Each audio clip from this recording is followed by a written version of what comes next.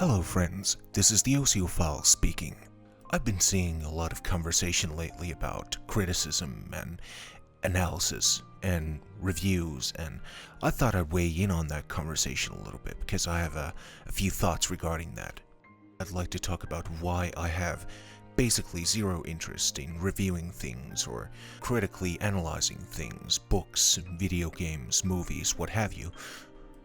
Now, reason number one, it's not the most important reason, but it's up there, and that reason is that the market for critical review and analysis is completely saturated at this point. In the online space, you have literally countless people criticizing movies and talking smack about video games and books and music and things of that nature, and so especially on YouTube, you end up with this gem-packed kind of platform where it's difficult to get your opinion heard, where it's difficult to break through the algorithm and, gain the views and stuff like that. Not that views are everything, unless all you really care about is the monetary gain and ad revenue, but you do want to spread ideas and appeal to as many people as humanly possible, and that's just not happening anymore on YouTube. Primarily due to the algorithm, which favors established creators with big pre-established audiences, and not only ignores but also demotes actively the little people with smaller channels and less visibility.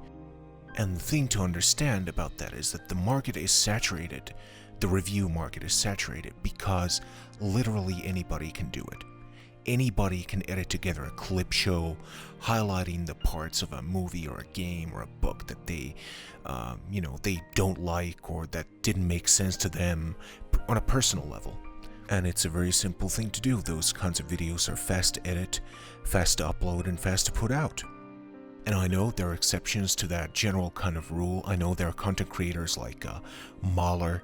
Despite my misgivings about his reviews and the way he goes about analyzing things, he does make long-form content, which is what I'm most interested in the online space.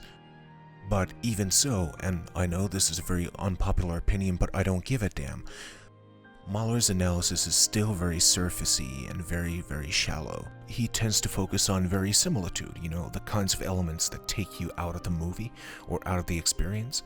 And whether he realizes it or not, most of those complaints are actually personal preferences. Even though he likes to go on and on about Dhamma objectivity, most of the criticism that Mahler has to give is still based on a personal standard, a highly personal standard. Mahler, like so many others doing the job that he does, misunderstands fundamentally what it is that objectivity actually is. In order to even approach so-called objectivity, one has to establish an impartial standard. Now, it's very easy to see where the problem actually comes in fairly quickly, which is that every standard ever established was established by somebody, by a knowing, conscious being. As such, it's impossible to give truly impartial feedback on anything. The most you can realistically aim for is mass consensus, and mass popularity of the art has nothing whatsoever to do with the qualitative value of the art. Now, to be sure, I'm not trying to imply that there exist no objective standards whatsoever. I wouldn't know that. I don't see enough, I don't hear enough, I don't feel enough, I don't know enough. What I'm trying to say is that for a knowing subject, by the virtue of being a subject, a subjectively experiencing, knowing being, it's impossible to gain truly, verifiably, impartial knowledge about the universe. Again, I'm not saying such knowledge doesn't exist, I'm saying it's impossible to know for sure. The best you can do, the best any single one of us can do, is to trust that our woefully finite senses are enough to give us a reasonably accurate picture about the true nature of reality. And for what my personal senses are worth, I do trust them to that extent. I couldn't hope to orient myself in the world otherwise. Now, moving on to reason number two, critical analysis is just painful and miserable for me to sit through and watch. The painful and unpleasant fact is that most people simply do not have the knowledge about culture, psychology, philosophy, themes, and other such elements to meaningfully analyze art and to elevate art to new levels. The most people online seem to be capable of is giving their own opinion on things and tearing shit apart, essentially. So the next time some asshole says, "Do I have a right to my opinion?" you say, "Oh yeah, well I have a right to my opinion, and my opinion is you have no right to your opinion." Then shoot the fuck and walk away. All they ever talk about is their own opinions, their own tastes, and their own preferences. Now, I have zero interest in that, and that goes for other people as well. Nobody should be invested in what I have to think about a movie, what my critical opinions are about a movie or a book or a video game or anything of the sort. The only thing that really matters is what the original creator of the piece had to say about life, existence, and reality.